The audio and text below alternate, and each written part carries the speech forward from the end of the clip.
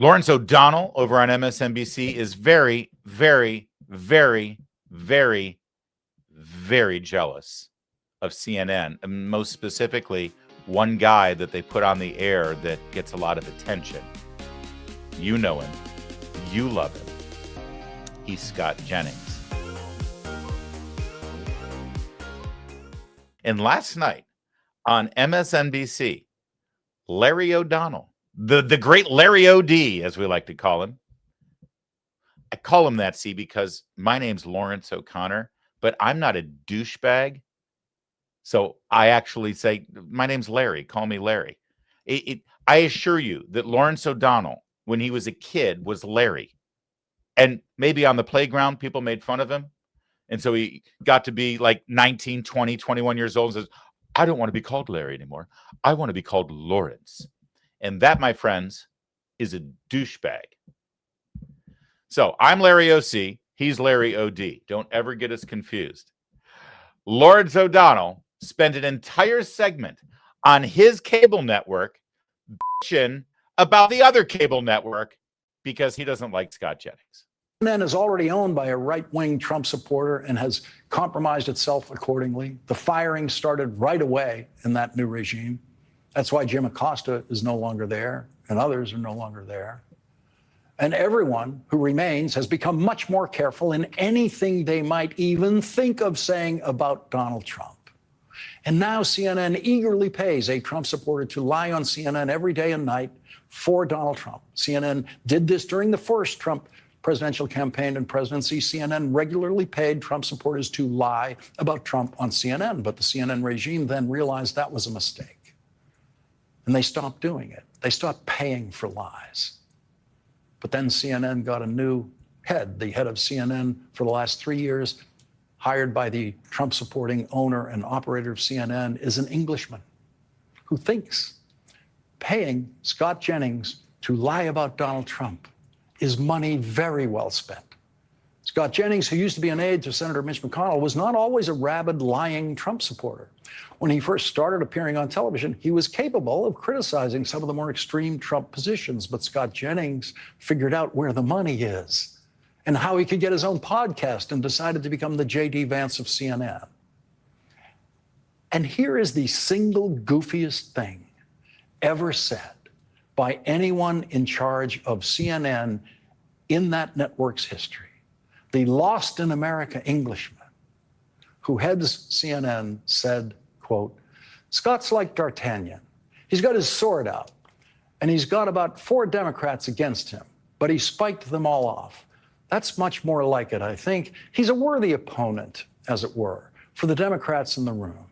And it makes not just good television, but also for in some ways, a slightly deeper testing of the ideas all the way around the table. Good television. Here's how bad that television is that they make over there. The show that Scott Jennings frequents the most is on opposite this program.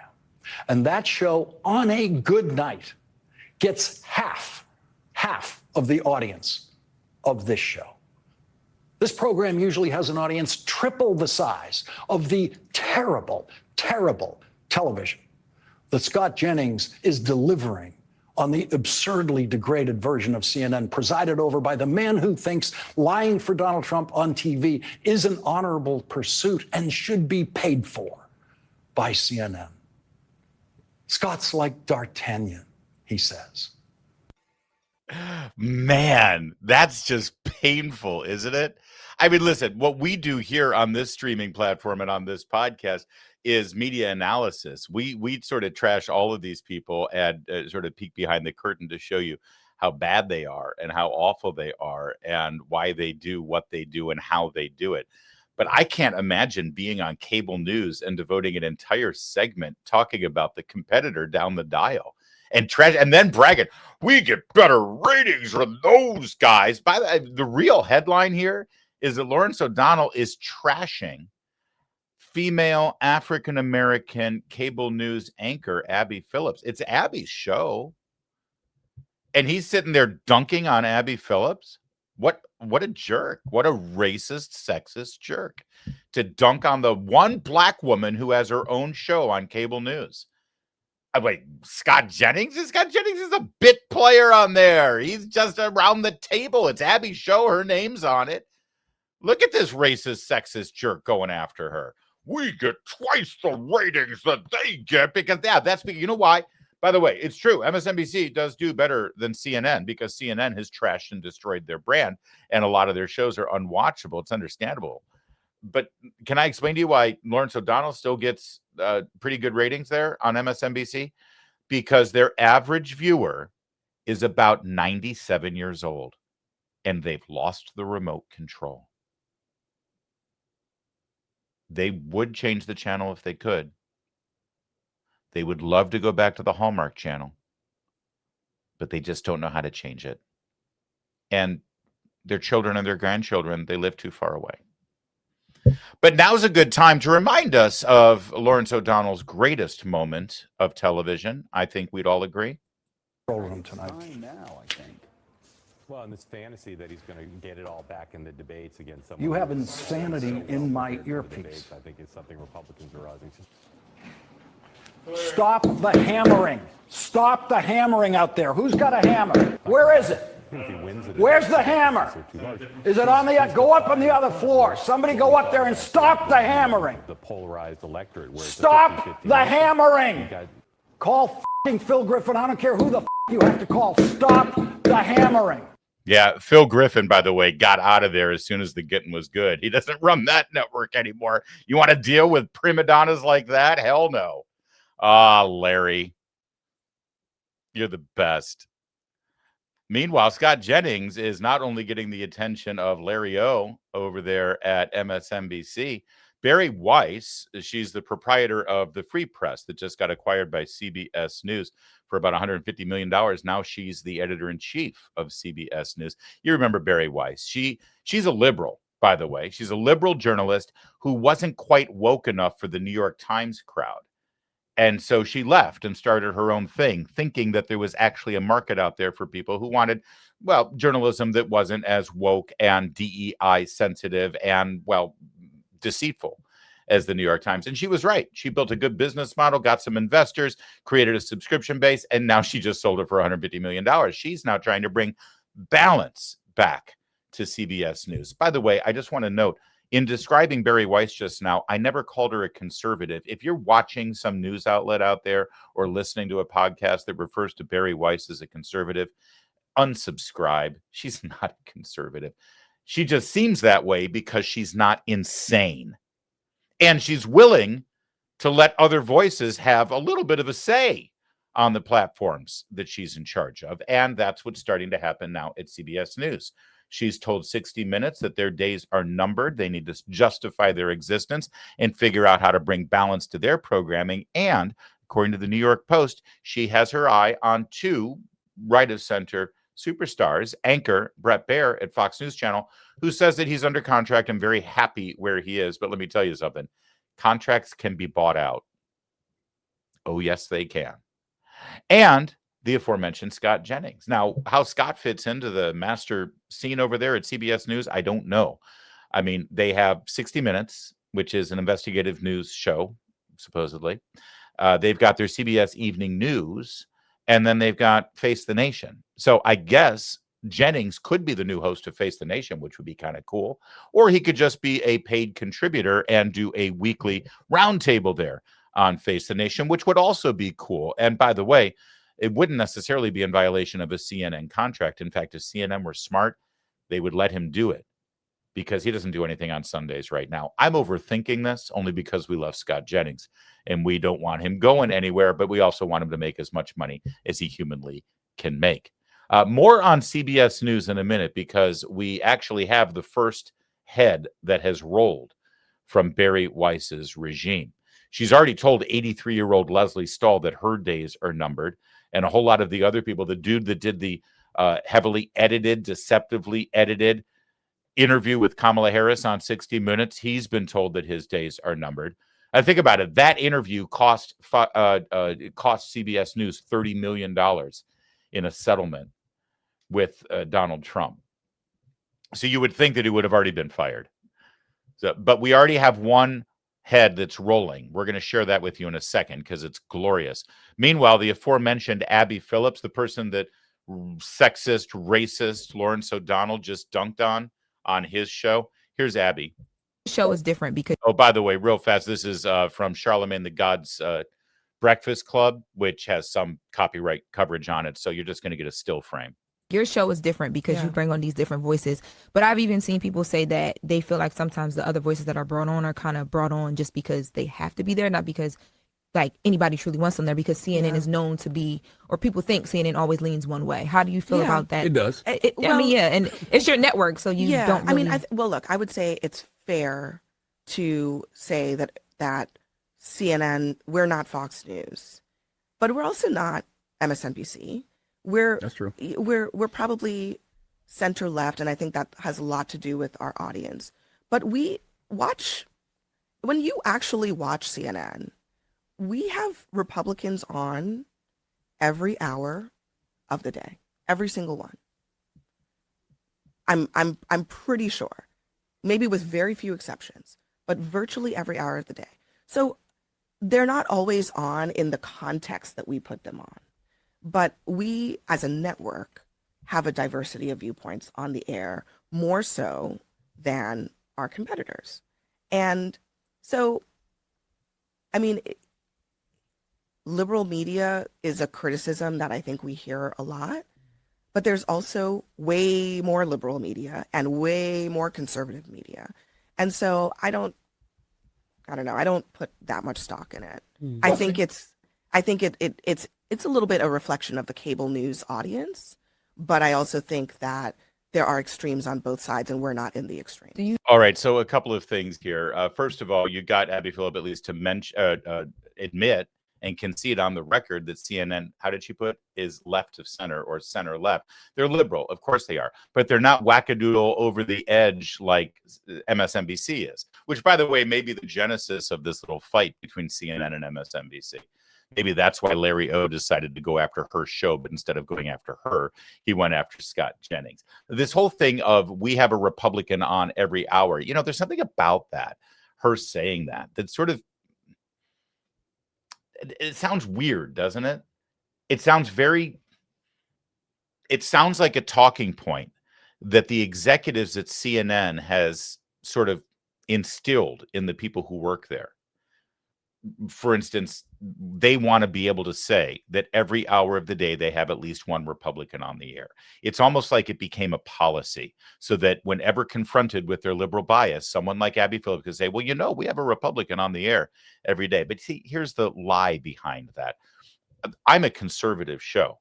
This show right here is conservative, and I deliver the news and my analysis from the context of being a conservative. And you're open to disagree through the chats and through the comments, or you're certainly open not to watch if you disagree with my analysis. But I pride myself on the fact that there are people who disagree that still enjoy the way the news and the concept is the opinion is presented here. That's fine. My point is, I could claim that I have a Democrat on this show all day long. I do. I have liberals on my show. There are more liberals on this show than anyone else. It's people like this. It's people like Larry O'Donnell. It's people like Dick Durbin. You've been watching all the liberals that we've had on the show today. Just because they're here doesn't mean they're going to be have carte blanche to say whatever they want. They're going to get debated. They're going to get confronted. Their words are going to be presented, and then I'm going to tell you the lie that they've been telling. Just because I present a Democrat to you doesn't mean that it's a Democrat show. Sure, they have Republicans on the show every hour on CNN so they can beat the crap out of them, so they can take them out of context, so that they can confront them and try to make them look foolish. So that Jake Tapper can set them up and then roll his eyes and then cut them off when he doesn't like their answer. Oh, yeah, we have Republicans on all the time. Who else are we going to beat up on? Who else are we going to treat like a piñata?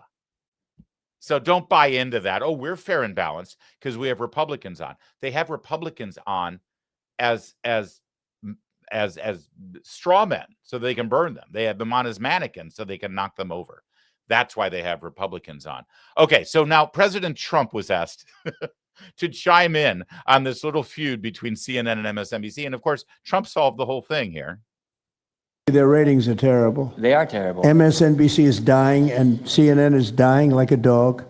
And Poor CNN, they're so pathetic. it is very You pathetic. ever see their anchors in the evening? That nobody ever heard of them. Where do these people come? I could take anybody off the street in Washington, D.C. They'd do a better job. Yeah, it's not amazing. hard to show what's going on these days. You literally have an iPhone and you can post it on X. They don't believe in the star system, It's just one of those things, right? All right, so he went on because he really wanted to dunk on him. And these people, by the way, this was at the roundtable that they had about how the media was ignoring Antifa. So this was, 7 days ago, I want to say. And so the person who was talking to him about this kept poking, saying, I'm curious, you say both CNN and MSNBC are dying, CNN dying like a dog. But which one do you think is worse? What network would you say is the worst, if I could ask? Oh man, yeah, that's a real tight spot. Honestly, it's a simple question. And Well, there's a lot of people in this pool, and I would say I'm not talking about Fox. I'm not talking about Newsmax or any outlet that resembles them. So I'll let you guys put the pieces together on who I'm exactly talking about. Say, which network would you say? MSNBC for sure. I love that this guy tried to dodge it and be diplomatic because there are literally reporters in the room, and Trump was not letting him off the hook. Trump's like, name freaking names. I want to know. Liam, I already know the answer to the question, but I want to hear it from you. Name their names. Say their names. It's great. All right, so he went right to MSNBC. They're terrible. I agree. They're CNN, probably close. Yeah. Yeah, I'd rate it that way. Yeah, MSNBC. That's Brian Roberts. Yeah. That he allows that to happen is a disgrace. Absolutely. And CNN is second. Yeah. I would say CNN is not quite as bad as MS. MSNBC is not What really a about news others? site anymore. Oh, MSNBC is sick. Yeah. They're sick. Well, There you go. So basically, it pox on both their heights. It's like, who wins in this war of words between CNN and MSNBC? It's like, who wins in a football game between USC and Notre Dame? Can we just hope for a game ending in a scoreless tie and all the star players are finished with career-ending injuries, right? I mean, that's what America wants. That's what this is. I should have thrown Ohio State in there too, but you can only pick two. And I want Ohio State from Michigan. We got to have them around to beat them up. So there you go. That's the bottom line between CNN and MSNBC. Now, back to CBS News. As I told you, Barry Weiss is sort of looking to shake things up, telling everybody that their days are numbered. They have to justify their existence, including 83-year-old Leslie Stahl and her wig. She's interested in Brett Baer potentially as an anchor and Scott Jennings in some capacity. And now we might have a clue as to where Brett Baer might fit, because it's now being reported that this guy is going to be leaving. Now, you'll be forgiven if you have no idea who this man is, because nobody watches his program. But that, my friends, is John Dickerson. That's right. The John Dickerson. He's currently the co-anchor of CBS News. He picked up the job after Norah O'Donnell left the job after the election. Dickerson's been employed as a debate moderator here and there during election seasons. He's a stalwart on 60 Minutes. I think he used to be the lone anchor, if I remember right, at one point, and then he was bounced for Norah O'Donnell. They shuffle chairs on the deck of the Titanic every now and then. He was born and raised in the greater DC area in a very Tony ritzy neighborhood in Northern Virginia. And he's an insufferable liberal. He's an insufferable liberal Democrat who hates Donald Trump. After the 2024 presidential election, he appeared on Stephen Colbert's show. And Stephen Colbert asked him, how do we explain this election to our children? And John Dickerson choked up and fought back the tears and said, I'm sorry, I'm thinking of my boys right now. And then he bit his knuckle and tried to move on. That's the guy that CBS News has had delivering the news, just the facts, no opinion, to their viewers. In fact, I've got a great example of what he does. Here's John Dickerson just a month ago reporting on the biggest, most important story of the last year since the inauguration of Donald Trump. You know what that big story is: the assassination of Charlie Kirk. If you got your news from John Dickerson at CBS News, This is what you heard 4 days after the assassination of Charlie Kirk as the investigation was commencing. After Charlie Kirk's murder, the shooter's motive remains elusive. No writings left behind, vague secondhand testimony. That uncertainty and the risk of drawing sweeping conclusions suggests the murder may share similarities with recent violence not driven by an obvious political ideology. The FBI recently recognized a new category, nihilistic violent extremism. For tonight's interview, we are joined. There you go. So there you go. That's how the patrons of CBS News, dwindling numbers though it may be, learned about the status of the investigation into the assassination of Charlie Kirk. It was nihilism. It was violent nihilism. The guy just didn't believe in anything. He believed so passionately in nothing that he decided to pick up a weapon, murder a person in cold blood. And oh, by the way, he did leave notes behind. In fact, at the time that was being reported to CBS News, we already knew full well exactly what the motives were. But if you watch CBS News, you didn't hear any of it. And that's why John Dickerson is now going to be on the unemployment line. That's why his head is the most prominent to roll at CBS News in Barry Weiss's new regime. Because whatever that was, I assure you, it was not news.